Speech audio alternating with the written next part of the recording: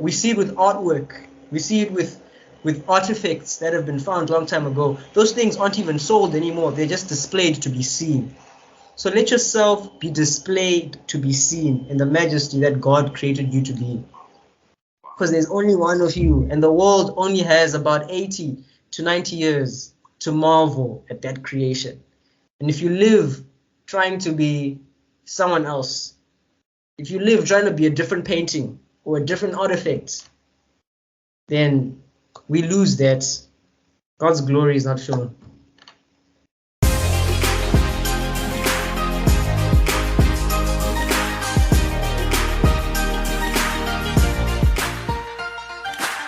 We can't really talk about productivity and all this other aspect of value and all this without talking about distraction.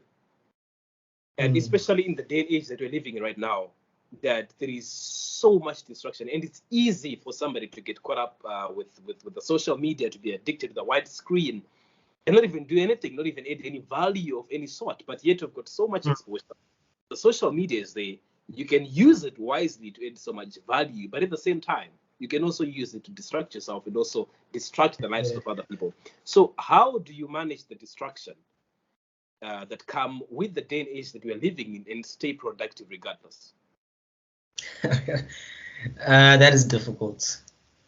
It's very difficult to manage it. It's very difficult to stay on top of it. And I think that system and that world is designed for us to remain on it. It's just designed to keep us on Instagram. It's designed to keep us on YouTube and see what everyone else is doing, and then us to then replicate it and do the same or be better. It's a competition. It's a competition. Who can post the most? Who's got the nicest car? Who can post it? Who's gone on the nicest holiday and who can post it? And if you don't separate yourself from the world, if you don't separate yourself from that, it's going to be hard. And I mean, in the literal sense, like practically separating yourself from it, being on Instagram for an hour, being on Instagram or YouTube for an hour. The longer you stay on it, again, the brain and the chemicals, the longer you stay on it, the more you feel good, the more you think that you need this thing to survive. We can't count how many people, the first thing they do when they wake up is check their messages. The last thing they do before they go to sleep is check their messages. People will fall asleep on Instagram. They wake up with their phone on the side because they fell asleep on Instagram. And that's an addiction. And again, it's very difficult to be ahead of it because I personally have become addicted. And we all know, practically speaking, how do you help a person who's addicted to, say, for example, alcohol? We isolate them in a space that doesn't have alcohol for a long period of time until their brain and the feelings in them know and understand their body has adjusted to not having alcohol in that space. So things I've started to do is, like I'm saying, limit the amount of content I produce. Well, not content I produce, content I consume, but I think over and above that, a very real thing is, for example, seeing what Aniesu Hove is doing and almost envying him. I'm like, flip, why is he doing so well? Why are people liking his work so much? I want to be like him, you know, and that's not healthy. That's not healthy. So what I've done is I've actually stopped following people who make me feel that way. You know, Peter McKinnon is not going to feel it if he loses one follower out of his 8 million. You know, Chris Howe is not going to feel it when he loses 500,000 followers on Instagram, when he loses one out of his 500,000. But that's how those people make me feel. They make me feel like it's a competition. I don't want to feel that way, but I'm like, flip, I want to get to his level. I want to make content like him. And I stopped being original and I stopped being productive. So we don't have to follow these people. We can support them from afar, but we don't have to follow these people, especially if they make us feel this way. So for me, I've had to distance myself practically from the amount of content I consume and the people that I actually follow, because they make me feel some type of way. So I've had to put boundaries up there. I don't know if that makes sense or you can relate to that. Bruh. I can relate so much to this. And I love. There is somebody I listened to a couple of months ago who said the exact same thing, and it's of course a very highly respected person. And when I heard that advice, I thought, oh, this it's kind of corny in a way, but it's the reality, right? That when you've gotten to that point whereby you envy somebody and you're following them, the best thing that you can do at that particular time is to unfollow that person. It's literally good for you. For that time, it seems like you're kind of being selfish in a way. I mean, what's the point? What's the point of breaking up? But I think the effect that it has on you is actually better, because the moment you keep seeing that, in as much as they might not even know that that is exactly what's happening to you, but it's actually eating you up so much. But there's a part that you also talked about of the aspect of duplication, that social media has become that kind of platform for so many people whereby we are just showing off things to one another. Where if I have a nicer car, I've got to post it. If I go there, I have to post it. Whatever, every single bit of thing that I do, I post it. And it creates this kind of competition, depending on how you take it. But for some people, they end up engaging in unnecessary competitions, which in the end kind of derails them from their true line of work or for their purpose or the things that they want to accomplish in life. And then they take on a burden which was never there in the first place. But how do you stay true to yourself in such times like this, when there is so much that is going on social media? Yes, maybe you've tried the aspect of distancing yourself, but how do you maintain the focus? Because productivity also has to do with maintaining the focus on what you want, the value that you want to deliver, and maintain the consistency. But how do you maintain that focus in the midst of so much distraction and stay true to yourself?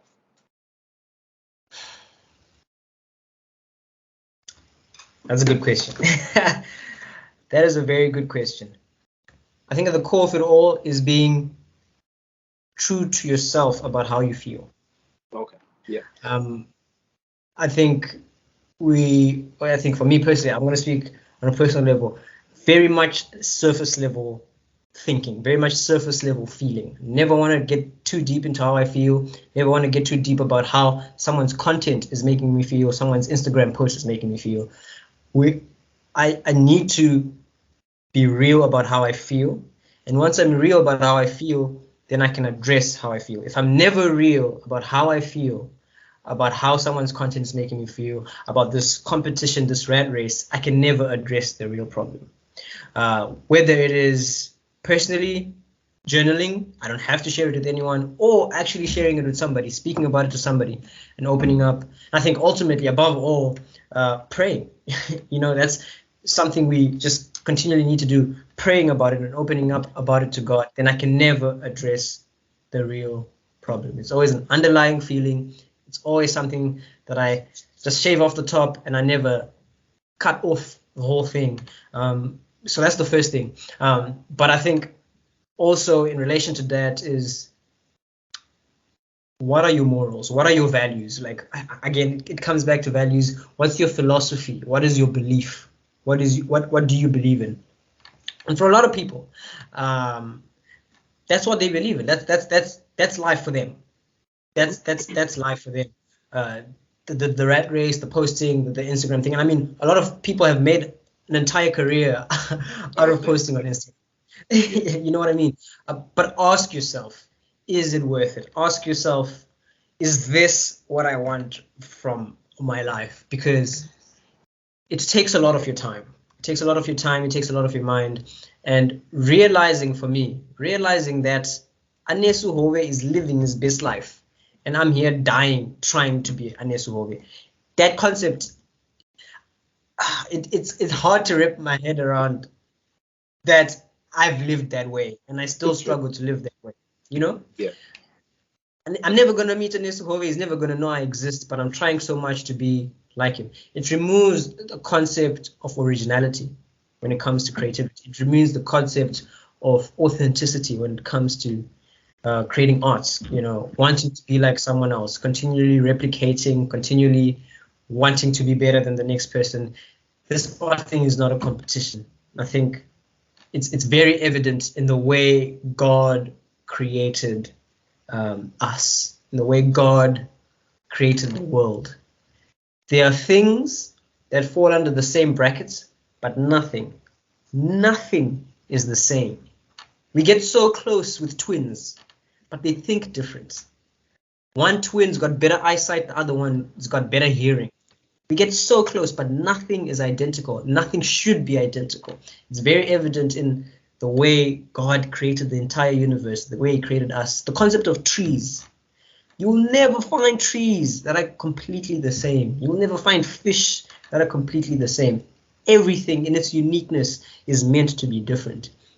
And if you start to understand that, you can start to separate yourself from all of this. When you start really digging deep into how it makes you feel, you can start separating yourself from all of this. I don't know if that makes sense. But isn't it so amazing and at the same time devastating how some people, instead of really embracing that uniqueness that they've been privileged to have, they tend to see that uniqueness as a curse. They tend to see that uniqueness as a disadvantage. It is sad, but it's also mainstream media.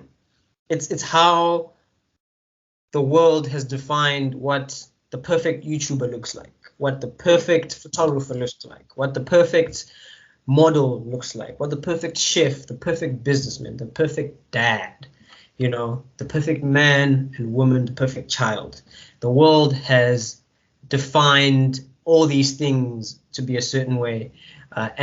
Mind you, these are all physical things we can see. Those are all things we can see. But then God comes and is like, oh, what you look like doesn't really matter to me. It's what's in your heart. And then it comes back to what I was talking about, your mindsets and your values and how it makes you feel. That's what matters. So I can look the part. I can have all the subscribers. I can sit in front of a camera and be the person people want me to be. That's a very easy thing to do. But what people don't see is me off the camera and crying and not happy and depressed. People don't see that. And funny enough, I there's a video that I posted last Friday, and I'm happy that I kind of biting into that concept where sometimes you end up living up to expectations. And at the end of the day, people might applaud you. You might be celebrated as the hero, but when you're alone, when the applause die down, you find yourself deeply drowning in dissatisfaction, in the pain, the sorrow, that conscience telling you that this is not what you're supposed to be doing. This is not where you belong. But because of the applause that you're getting, you still remain in the state with it. There's also a very important aspect that you highlighted. Wow, man, that hit me deep. It really hit me deep. And I think people take it for granted. You said that sometimes you have to be very honest about how you feel. You have to be very honest about how a particular person makes you feel, about how a particular post make you feel, not on the surface, but deep inside. And to be very honest with you, I think I've been victim to that at some certain point in time. Weren't as honest as you should be about how something makes you feel, and you tap yourself on the shoulder and say, hey, it's all good. But deep inside, it's not all good. But what's the importance? What's the importance of you really going depth and nitty-gritties about how you're feeling and addressing it? I think I'd really like to give an example that can link up to that point. That is like going to a doctor and him, asking you which part is really painful, and you're not honest about it. And maybe it's your chest that is maybe your ribs that are painful, and then he touches it this side. He tells you that, hey, whenever you feel pain, tell me that you feel pain. He touches that hurting part, but you're not honest with it. And then he touches another part that is not really hurting, and then say it's the spot. Obviously, you're going to get the wrong prescription. Wrong treatment. Yeah. And it's not going to do you any good. That's deep, bro. But would you like to just scratch a little bit deeper on that aspect of really being honest about how you feel? And would you like to dive a bit deeper? I think it comes back to the concept of what I was saying earlier. Is it worth it? Is it worth the energy of going to the doctor and then coming back without feeling helped? Is it worth paying your medical aid if you're not getting the treatment? Is it worth going to bed feeling pain if you're not getting the treatment, and it's not worth it. Like I'm saying, Anes Hove is living his best life. Anes Hove is living his best life, and I'm here dying because I'm not Anes Hove, or I can't be like Anes Hove, or I'm not where Anes Hove is. Is that worth it? And I think what someone else then said to me was, when you look at it from an even larger telescope, you realize that there's people who want to be me. There's people who look at my life and they're like, my goodness, Luca Toronga is living the best life. I want to be like Luca Toronga. Yeah. And then you think, you're like, it all boils down to contentment. And you mentioned it. It all boils down to seeing the value in what you have, the little that you have. Because while I'm dying to be like Anesu, someone else is dying to be me. And then someone else is dying to be that person. And by the end of the day, the whole world wants to be like the whole world when you really, really look at it. But when we sit down and have conversations with ourselves, my goodness, we need to have conversations with ourselves. And that's the concept of meditation. That's the concept of isolating yourself and being in your thoughts. We need to have conversations with ourselves and understand the uniqueness and the value we have as individuals. It's unmatched, and you can't put a price tag on a human being. And when you look at it in the concept of property, of possessions, of assets, the less a commodity is, the more expensive that commodity becomes. We know this. That's a general economic concept. The less there is, the higher the price, right? And when you look at it, there's only one of you. There's only, it doesn't get any rarer than that. After you, you are extinct. The way you think, the way you grew, the way you learn, your background, the things you gave to the world and the things you took out of it, the timing of those things, when you thought of getting married, everything that makes up you is only you. And if it gets as rare, imagine if there was $1 in the entire world, like one piece of gold, 1 kg of gold in the entire world, how valuable that would be. We see it with artwork. We see it with artifacts that have been found a long time ago. Those things aren't even sold anymore. They're just displayed to be seen. So let yourself be displayed to be seen in the majesty that God created you to be. Because there's only one of you, and the world only has about 80 to 90 years to marvel at that creation. And if you live trying to be someone else, if you live trying to be a different painting or a different artifact, then we lose that. God's glory is not shown. Man.